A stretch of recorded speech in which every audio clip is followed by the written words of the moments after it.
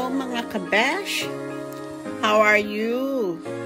Today gawa tayo ng poached pear in red wine.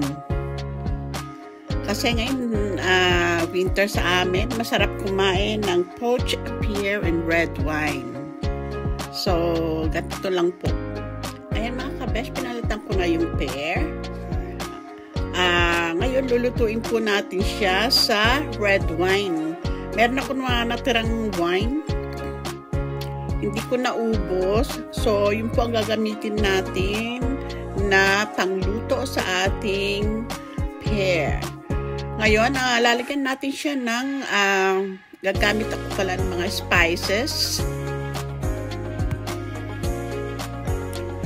Meron ako rito brown sugar, 1 cup brown sugar, bay leaves, at saka star anise, and cloves. Yan pong gagamitin natin na spice sa ating poached pear. At ito rin ang aking leftover red wine. Yan po ang ating ihalo at ipangluluto sa ating pear. Ayan, bruise lang po natin.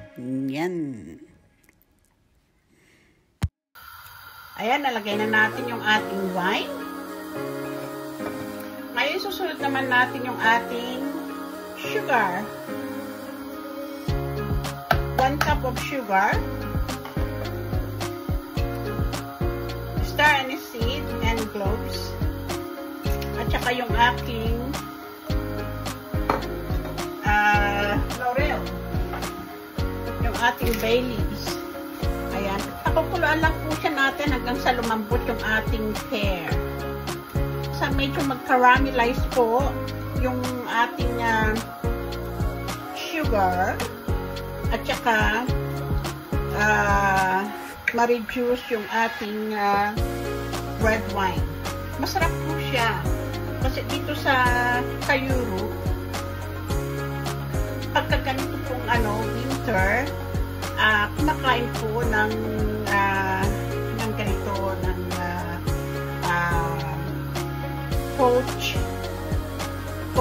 pear. Stew pear. Sa amin ang tawag dito is stove pear. Ayan, masarap po siya sa wild, yung mga kasi pagka ganitong November, December, mga pagkain po is wild, mga duck or mga deer. So marami pong mga wild kabagay na pagkain ito, beef, ganyan, o wild boar, ganyan, wild pig na hunting, ganyan. So ayan po, tradition na po dito ito. At saka lalo na ngayon magka-Christmas, sa dinner table po, hindi nawawala ito. Kasama po ito sa table, sa dinner table. So, ayan. Pinapakita ko lang po sa inyo kung paano po gumawa ng pear. So, i-reduce, pakukulan natin siya hanggang sa ma-reduce po yung ating red wine at mag-caramelize. Ganda. Ayan na mga kabesh. Luto na yung aking poached pear. Aking stew pear. Yung peras. Ang sarap. Caramelized na siya. Yummy! So, thank you po for watching. Ganito po gumawa ng poached pears.